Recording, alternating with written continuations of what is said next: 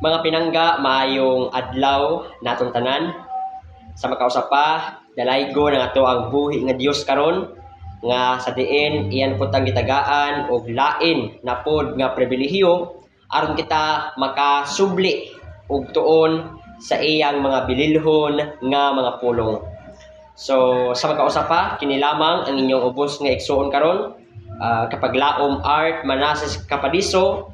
Og sa ato ang panahon karon kita magatuon sa mga mensahe nga may kalambigitan sa ato ang espirituhanon nga panaw niining kalibutana. Ang ato ang pagatun-an karon, ang ato ang hamubo karon nga mensahe mga pinanggang mga kapaglaom, nagauluhan kini og strength for today. Ang atong kusog, kusog para karong adlaw. Kung may mga Biblia din ha, palihog ko og uklab atong ablihan kini sa Deuteronomy chapter 33 verse 25. Ingon pa diri sa New King James Version sa Deuteronomy 33 verse 25. Your sandals shall be iron and bronze, as your days, so shall your strength be. Naay mga pangutana bitaw, mga kapaglaom, ilabi na sa tuwang individual nga kinabuhi, no? Naay mga panahon, di ba? Naay mga panahon nga mubati kita sa daw kita nagmadaugon sa ato ang mga plano, sa ato ang mga handom sa kanang kinabuhi. Some days are joyful, nagmalipayon usab kita. Apan napoy adlaw sa atong kinabuhi nga kanang kita nagmagulanon, na usab mga adlaw nga daw kita napakyas sa ato ang mga gusto nga makabot sa ato ang kinabuhi. Apan, naay usa ka plano, naay usa ka saad gikan mismo sa ato ang buhi nga Dios, mga pinalangga. God's promises that for each day sa matag adlaw sa ato ang kinabuhi samtang naa kita niining kalibutana, He will provide enough strength. Siya magahatag kanato sa igong kusog aron kita makasugakod sa atong pang-adlaw-adlaw nga kinabuhi, aron kita makasurvive sa ato ang pang-adlaw-adlaw nga gikinahanglan, mga kapaglaom. Sa ato ang hamubo nga pagtuon karon tungod kay devotional lang man pud kini, nalantay tulo ka buok punto nga gusto nako ika-share sa matag usa natong tanan nga nakahigayon sa paminaw niining ato ang pulong karon. Unang-una, tulo kini ka mga pangutana. Unang-una, am I trusting God for today's strength? Ako abang gisalig sa Ginoo. Ang ako ang gikinahanglang kusog para karong adlaw. Mga pinangga, sometimes kita nagsalig lang sa ato ang kaugalingong pagpaningkamot. Makaingon ta ba nga kaya man ako ni maski walay tabang sa uban. And then sad to say, na pud tay mindset sometimes nga kaya man ako ni kung walay tabang sa Ginoo. Mga pangutana ta tungod kay sometimes na kitay pagduda sa ato ang buhi nga Dios. Dalang ganit tay mga ginagmay nga mga problema ato ang basulon ang ato ang buhi nga Dios. Apan sa ato ang pagtuon karon, ang kusog nga ato ang nakabot, ang kusog nga ato ang nadawat gikan kana sa ato ang Ginoo ug dili kana sa ato ang kaugalingon, mga kapaglaom. That's why mulungtad kining usa ka pangutana karon sa ato ang devotional. Am I trusting? Disaligan man ako ang Dios. Am I trusting God for today's strength? Naa nimo, naa nako, naa natong tanan ang tubag ni anang usa ka binilhon, usa ka importante nga pangutana. Mao na ang permiro kung gusto nato angay hinumduman, mga kapaglaom, ang kusog nga ato ang nakabot iya kana sa Ginoo. That's why let's praise Him.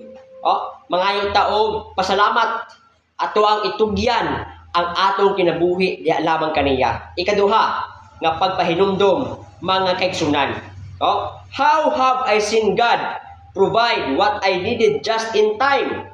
Sa unsang mga pamaagi or mga instances, mga kapaglaom, nga ang Dios naga-provide. Nakita nako sa unsang pamaagi nga nakita nako sa akong kinabuhi nga ang Dios naga-provide, nagahatag sa akong gikinahanglan just in time. Ang grasya sa atong Ginoo hinumduman nato kana mga kapaglaom, dili kana malate. Kung nanginahanglan ta niya na mga puntuha, niya nang panahuna, ang Dios mohatag. Dili siya gusto nga moabandon sa iyang mga tao nga iyang gimahal niining kalibutana. Kung ang tao na gikinahanglan, kung siya hugot nga nag-ampo sa Dios, ang Dios motubag sa atong mga pag-ampo, mga kapaglaom. Sometimes magapangutana kita nga dugaya man kaayo tubagon sa Dios ang ako mga pag-ampo apan hinumduman nato mga igsuon nga naay perfect nga panahon nga gigahin ang Dios alang sa matag usa kanato. Makita nato sa makanunay mga kapaglaom nga ang Dios naga-provide sa atong gikinahanglan just in time. Wala siya na late. He will be just in time. Ikatulo nga pagpahinumdum sa ato ang hamubo karon nga pagtuon nga nagaluhan strength for today, kusog para karong adlaw. Dayon usa ka pangutana bitaw, what does relying on God's strength looks like in my current situation? Higalig soon, ikaw ug ako ug kitang tanan natay mga current, mga presente nga mga sitwasyon. I for one, wala ko nakabalo sa inyo ang current situation karon sa matag usa. Tungod kay daghan man kita o daghan putag klase-klase nga mga problema. Ang imong problema dili akong problema, ang ako apong problema dili pud mo inyo. Apan ang punto sa ato ang hamubo karon nga pagtuon, gusto na kong i-emphasize mga pinangga nga ang Dios iatang i-approach sa ato ang sitwasyon karon maski unsa pa kana ka lisod mga pinanggang mga kapaglaom. Walay problema nga bugat sa mata sa Ginoo. Nakita sa Dios nga for example ikaw karon nga giginahanglan nimo ang kusog aron ikaw makasugakod sa imo ang pang-adlaw-adlaw nga kinabuhi, ang Dios wala nagpakabuta bungol. Ang Dios nanginahanglan sa complete relationship nato dinha kaniya. Gusto siya nga kita naay bug-os nga pagpakigrelasyon diha kaniya. That's why mga pinanggang mga kapaglaom, ato ang itugyan ang atong kaugalingon dinha lamang sa ato ang Ginoo. Naay pangutana, ato ang sublion katong nga pangutana. What does relying on God's strength looks like in my current situation? Mga pinanggang, mga kaigsunan, sayod ta nga throughout the years nang inahanglan tagkusog gikan sa Ginoo. Nang inahanglan tagtabang. Ang Dios may ato ang provider, ato ang sustainer. Siya maoy tinubdan sa kaluoy, tinubdan sa atong kinabuhi, tinubdan sa itong pang-adlaw-adlaw nga gikinahanglan mga pinanggang mga kapaglaom. That's why ato ang hinumduman nga makita lang nato ang bug-os, ang kumpleto, ang lehitimo nga kusog dinha lamang sa ato ang Ginoo. Kung magsalig kita sa uban, naara na ang consequences nga mo abot sa malabot nga mga panahon, mga pinanggang mga kapaglaom. Apan kung saligan nato ang Dios, ang Dios muhatag, dili siya dalo.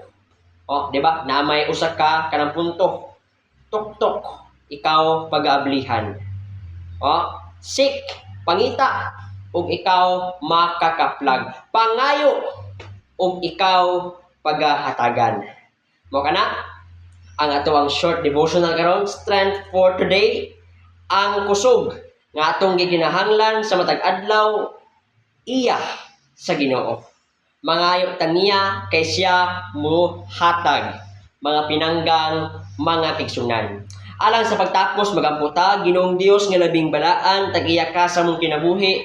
Nagapasalamat kami sa punto nga mo natun-an karon, pagpahinumdum ka to sa matag usa kanamo nga ikaw lamang ang source sa amo ang kusog nga giginahanglan namo sa among pangadlaw-adlaw nga kinabuhi. Amahan nga balaan katong mga pulong nga among nadunggan dili unta katong mahimong kawang amo katong ma-apply sa among hunahuna sa among kasing-kasing sa among pagkinabuhi. Samtang kami nagpaabot sa pagbalik sa imong bugtong anak mao lamang sa Ginoong Hesus. Amahan, pasyanuhan lamang kami sa among mga sala, sa pulong, sa buhat, sa hunahuna, sa ngalan ni Hesus nga imong bugtong anak ug among bugtong personal manluluwas. Amen. Mga pinangga, maayong adlaw, ang Dios magapanalangin kanimo kanako kanatong tanan.